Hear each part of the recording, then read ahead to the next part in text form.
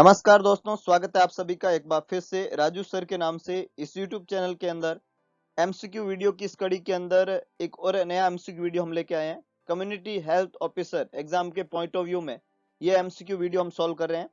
Last video lectures के अंदर हमने स्टार्ट किया था इंट्रोडक्टरी पार्ट से, उसी को हम कंटिन्यू करते हैं और कुछ और इम्पोर्टेंट एमसीक्यू जो कि इंट्रोडक्टरी पार्ट से संबंधित रहते हैं उनके बारे में आज इस वीडियो लेक्चर में हम डिस्कस करेंगे। और इस तरीके से ये सिलेबस का इनिशिएशन है और हम वन बाय वन हर एक टॉपिक को विद एमसीक्यू यहाँ पे सॉल्व करने वाले हैं ताकि एग्जाम में आपको मैक्सिमम बेनिफिट हो।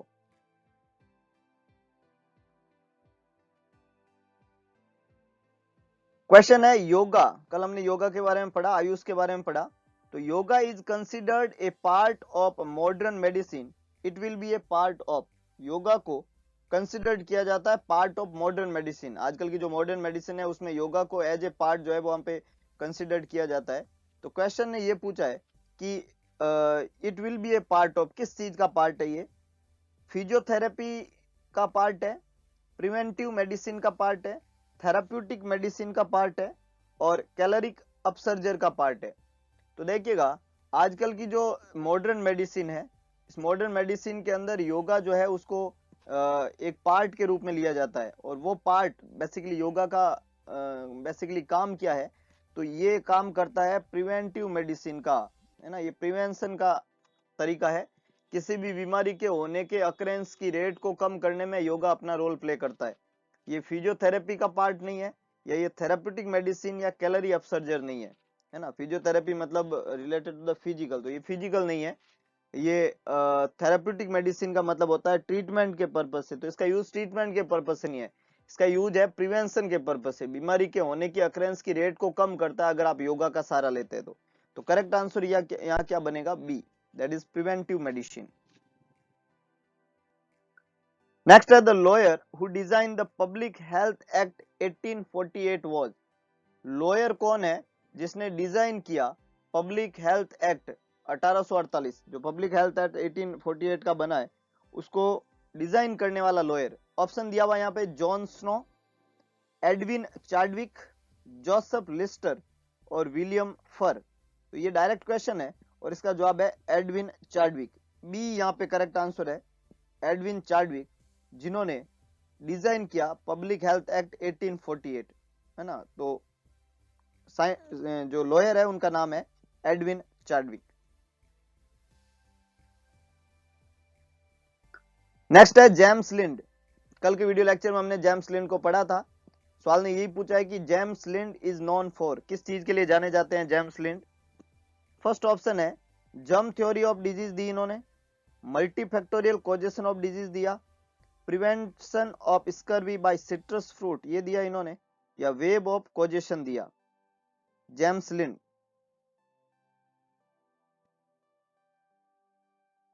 बहुत बढ़िया। कई सारे लोगों ने जिन्होंने कल का वीडियो अच्छे से देखा है उनका जवाब बिल्कुल सही है।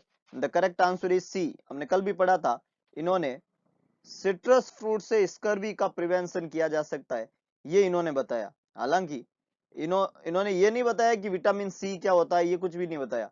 उन्होंने बताया कि जो सिट्रस फ्रूट है उससे स्कर्वी का प्रिवेंशन हो सकता है। स्कर्वी वो बीमारी जो विटामिन सी की डेफिशिएंसी की है, और विटामिन सी सिट्रस फ्रूट में पाया जाता है, ये हमें पता है। लेकिन उन्होंने जो इजाद किया, उन्होंने ये बोला कि प्रिवेंशन किया जा सकता है स्कर्वी का सिट्रस फ्रूट से, है ना। तो ये देने का श्रेय जो है वो जेम्स लिंड को जाता है। पहला ऑप्शन यहाँ पे दिखा हुआ है जर्म थ्योरी ऑफ डिजीज। तो जर्म थ्योरी ऑफ डिजीज जो है वो किसने दी थी? लुइस पास्चर ने। किसने दी थी? लुइस पास्चर ने। जर्म थ्योरी ऑफ डिजीज जो है वो किसने दी थी? लुइस पास्चर ने। ये याद रखिएगा, पूछा हुआ सवाल है। जर्म थ्योरी ऑफ डिजीज किसने दी थी? लुइस पास्चर ने। लुइस पास्चर ने जर्म थ्योरी ऑफ डिजीज के अलावा दो और टेक्निक दी थी, स्टरलाइजेशन और पास्चुराइजेशन। लुइस पास्चर जो है उसको बहुत बड़ा श्रेय जाता है कि उन्होंने एक तो किसके बारे में बताया था? स्टरलाइजेशन के बारे में। किसके बारे में बताया था? स्टरलाइजेशन के बारे में। और दूसरा थोड़ा टेक्निकल एरर है ये लिखने में, एक स्टरलाइजेशन और दूसरा पास्चुराइजेशन, ये किसने दिया था? लुइस पास्चर ने। स्टरलाइजेशन और पास्चुराइजेशन। लुइस पास्चर जो है उन्होंने जो टर्म है वैक्सीन, हम काम में लेते हैं, एक टर्म है वैक्सीन, तो ये टर्म भी किसने दिया था? लुइस पास्चर ने। कल हमने पढ़ा था वैक्सीनेशन। वैक्सीनेशन किसने दिया था? एडवर्ड जीनर ने, जिन्होंने स्मॉल पॉक्स का वैक्सीन बनाया था, उन्होंने वैक्सीनेशन टर्म दिया। और लुईस पास्चर ने कॉइन किया term vaccine. Pasteurisation, sterilisation, germ theory, ये सब लुईस पास्चर के द्वारा दिया गया है। लुईस पास्चर ने जो वैक्सीन लगता है रेबीज और चिकन कोलेरा के लिए, उसका डेवलपमेंट भी किया। मतलब रेबीज के वैक्सीन का डेवलपमेंट भी लुईस पास्चर ने किया। तो देयर इज मल्टीपल थिंग जो लुईस पास्चर ने इस समाज को दिया है। और यहाँ पे करेक्ट आंसर क्या बनेगा? Prevention of scurvy of citrus fruit by James Lind. Germ theory Louis Pasteur ने, स्टरलाइजेशन, पास्चुराइजेशन, वैक्सीन टर्म, ये सब लुईस पास्चर की देन है।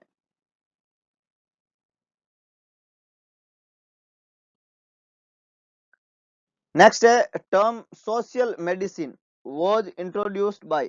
सोशल मेडिसिन टर्म जो है वो किन्होंने इंट्रोड्यूस किया? Jules Guerin, Crew, John Ryle, Alfred जोतजम।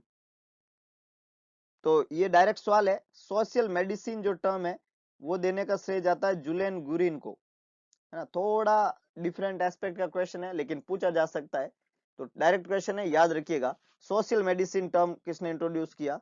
Julen Guerin ने। और एक और खास बात यहाँ पे, जो अल्फ्रेड ग्रोजेम है, अल्फ्रेड ग्रोजेम है, इन्होंने सोशल पैथोलॉजी का कंसेप्ट दिया। सोशल पैथोलॉजी, अगर आपको ये पूछ ले सोशल पैथोलॉजी का कंसेप्ट किसने दिया, तो ये कंसेप्ट देने का श्रेय किसको जाता है? अल्फ्रेड जोजेम। और जुलेन गुरी ने क्या दिया? Social medicine term. ये दो बातें हैं, दो अलग अलग टर्म है, ये याद रखना है आपको यहां से। नेक्स्ट है secret of national health lies in the homes of people. ये एक लाइन है, क्या लाइन है? Secret of national health, national nation की हेल्थ का सीक्रेट जो है वो लाई करता है होम ऑफ पीपल, लोगों के घरों में। ये स्टेटमेंट किन्होंने दिया? बहुत इंपॉर्टेंट बात है जो है प्रिवेंटिव मेडिसिन के बारे में, और ये एग्जाम में पूछा जाने वाला क्वेश्चन बनता है कि secret of national health lies in the homes of people, ये स्टेटमेंट किसने दिया? इंदिरा गांधी ने, एब्राहम लिंकन ने, जोसेफ भोर ने, और फ्लोरेंस नाइटिंगेल ने। Secret of national health lies in the home of people, this statement is given by, बहुत अच्छे, फ्लोरेंस नाइटिंगेल, है ना। फ्लोरेंस नाइटिंगेल 12 मई 1820 के अंदर इनका जन्म हुआ था। और इन्होंने नर्सिंग के अंदर बहुत सारी चीजें की। नर्सिंग जो प्रोफेशन है उसकी शुरुआत ही इन्होंने की। लेडी विद लैम्प के नाम से हम इनको जानते हैं। फादर ऑफ मॉडर्न नर्सिंग जो है फ्लोरेंस नाइटिंगेल को माना जाता है। इन्होंने एक स्टेटमेंट दिया, secret of national health lie in the homes of people. तो यहाँ पे करेक्ट आंसर है Florence Nightingale, D is the correct one. Next है first bacterium discovered as cause of disease was. First bacterium that discovered as a cause of disease was, वो कौन सा है? Cause of disease, this first bacterium discovered as a cause of disease.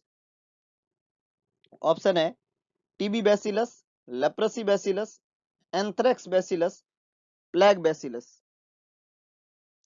First bacterium that discovered as a cause of disease, नहीं, TB गलत है, plague गलत है। कई सारे लोगों ने टीबी और प्लेग लिखा है, लेकिन करेक्ट आंसर कौन सा है? Anthrax bacillus. बहुत बढ़िया, बहुत कम लोगों ने जवाब दिया, लेकिन जिन्होंने दिया उनका सही था। Anthrax bacillus, C is the correct one.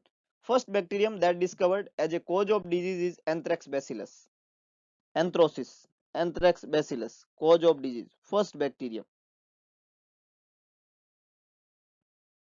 Next है क्वारंटीन, जो वर्ड आजकल बहुत फेमस है कोरोना के पॉइंट ऑफ व्यू में। सबसे पहले अप्लाई किया किसके लिए? was first applied for quarantine, HIV AIDS, tuberculosis, leprosy, plague. Quarantine जो आजकल बहुत ज्यादा किया जा रहा है कोरोना के पॉइंट ऑफ व्यू में, क्वारंटीन कर दिया 14 डेज के लिए। आपने देखा होगा 14 डेज का क्वारंटीन चलता है कोविड के अंदर या कोरोना के अंदर। तो ये जो क्वारंटीन है वो सबसे पहले अप्लाई कौन सी बीमारी के लिए हुआ था? बहुत बढ़िया, कुछ लोगों ने बिल्कुल सही जवाब दिया, इट्स प्लेग। क्वारंटीन वर्ड जो है वो सबसे पहले किस बीमारी के लिए यूज हुआ, अगर आपको पूछा जाए तो जवाब होएगा प्लेग। आजकल तो हो ही रहा है, लेकिन सबसे पहले किस बीमारी के लिए अप्लाई हुआ था, उसका जवाब है plague.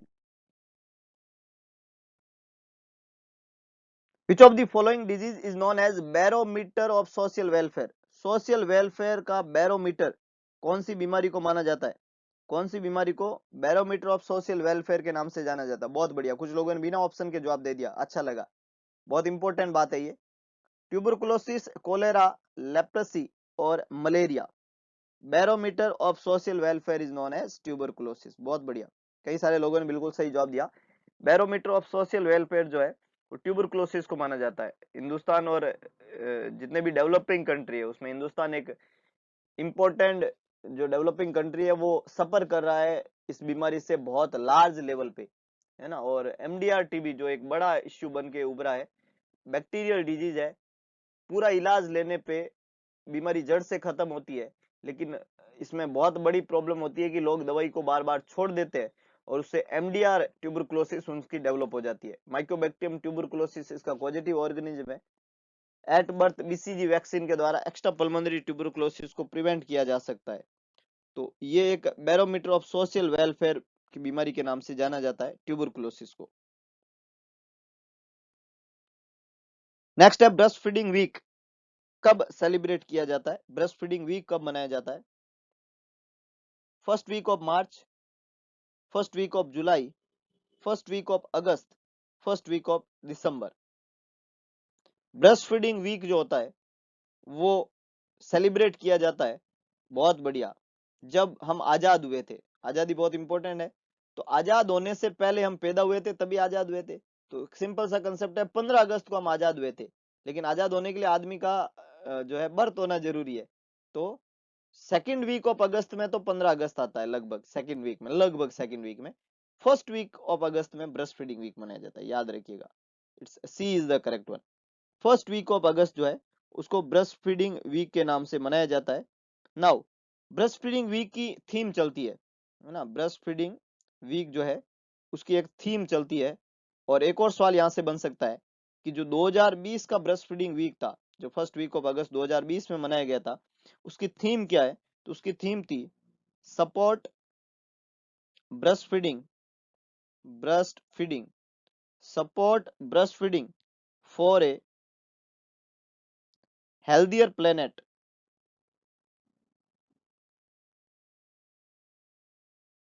healthier planet, support breastfeeding for a healthier planet। ये थीम थी breastfeeding week first week of August 2020 का, support breastfeeding for a healthier planet. तो ये भी आपको याद रखना है ब्रेस्ट फीडिंग के बारे में और थीम के बारे में। नेक्स्ट है ब्लैक डेथ, किसको बोलते हैं ब्लैक डेथ? बहुत बढ़िया, कई सारे लोगों ने बिल्कुल सही जवाब दिया बिना ऑप्शन के। ऑप्शन है डेंगी, प्लेग, टीबी और कोलेरा। चार ऑप्शन यहाँ पे है। ब्लैक डेथ के नाम से किसको जानते हैं? ब्लैक डेथ, बहुत बढ़िया, किसको जानते हैं? कई सारे लोगों ने सही जवाब दिया, लेकिन कई सारे लोगों ने गलत जवाब भी दिया यहाँ पे। So I just want to clear what exactly. बिल्कुल बिल्कुल, ब्लैक डेथ जो है वो किसको माना जाता है? प्लेग को। अभी हमने पढ़ा है प्लेग के बारे में, है ना, जिसके अंदर क्वारंटीन यूज किया गया था, उसी प्लेग को ब्लैक डेथ। इसमें बेसिकली ब्यूबोनिक प्लेग की हमने बात की थी, है ना, ब्यूबोनिक प्लेग का कौन सा टाइप? Bubonic plague. ये लेटेस्ट अभी पूछा हुआ सवाल भी है, नॉर्थ सेट में भी इसको पूछा था, bubonic plague, black death, black death, है ना।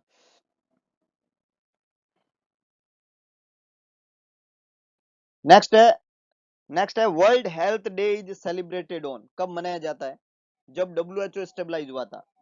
फर्स्ट दिसंबर, 31 मई, 7 अप्रैल और 8 मई। बिल्कुल सही जवाब है 7 अप्रैल, 7 अप्रैल को वर्ल्ड हेल्थ डे, है ना। 7 अप्रैल 1948 के अंदर डब्ल्यूएचओ, है ना, का स्टेब्लिशमेंट हुआ था, जिसका हेडक्वार्टर जिनेवा के अंदर है। ये भी पूछा हुआ था, अभी नॉर्थ सेट में पूछा हुआ क्वेश्चन था। तो उसका जो उसका जब स्टेब्लिशमेंट हुआ उसी दिन वर्ल्ड हेल्थ डे के रूप में मनाया जाता है। तो 7 अप्रैल यहाँ पे करेक्ट आंसर बनेगा, 7 April World Health Day. 3 day disease, 3 day disease जो है वो किसको माना जाता है? 3 day disease, rubella, rubeola, roseola, measles. 3 days disease, measles, mumps और रूबेला। तो तीसरे नंबर पे जो बीमारी आती है एमएमआर के अंदर, याद रखिएगा एमएमआर, जिसमें एक तो होता है मीजल्स, एक होता है मम्स, लेकिन जो तीसरी बीमारी होती है, तीसरा नंबर है, वो कौन सा है? रूबेला। रूबेला, जर्मन मीजल्स, इसलिए 3 डे। ये हालांकि इसका कोई कंसेप्ट नहीं है कि तीसरे नंबर पे इसलिए 3 डे, लेकिन इसी को 3 डे डिजीज बोलते हैं। तो आपको कंसेप्ट याद रखने के लिए बता रहा हूँ। एमएमआर में तीसरे नंबर पे कौन है? रूबेला। तो 3 डे डिजीज भी किसको बोलेंगे हम? रूबेला को बोलेंगे। तो अगर आपको वही पूछे 3 डे डिजीज कौन सी है, तो उसका जवाब होना चाहिए रूबेला, जो कि बीमारी का नाम है जर्मन मीजल। यह पॉजिटिव ऑर्गेनिज्म और बीमारी का नाम है German measles. 3 day disease, rubella, German measles. तो ये कुछ इंपॉर्टेंट एमसीक्यू जो है आज के वीडियो लेक्चर में हमने पढ़े हैं। इसी तरीके के मजेदार वीडियो को सुनने के लिए जुड़े हुए रहिए मेरे यूट्यूब चैनल से। अगर आपको वीडियो पसंद आए तो वीडियो को लाइक करें, वीडियो को शेयर करें, कमेंट बॉक्स में अपना सुझाव जरूर डालें, और इसके अलावा एक काम करें, इस चैनल और इस वीडियो को मैक्सिमम लोगों तक पहुंचाने की जिम्मेदारी उठाएं, ताकि भगवान कृष्ण के उस वचन को हम सार्थक कर सके कि सारथी बने, स्वार्थी ना बने। तो मिलते हैं दोबारा एक नए वीडियो, नई एनर्जी के साथ में। तब तक के लिए जय हिंद, जय भारत।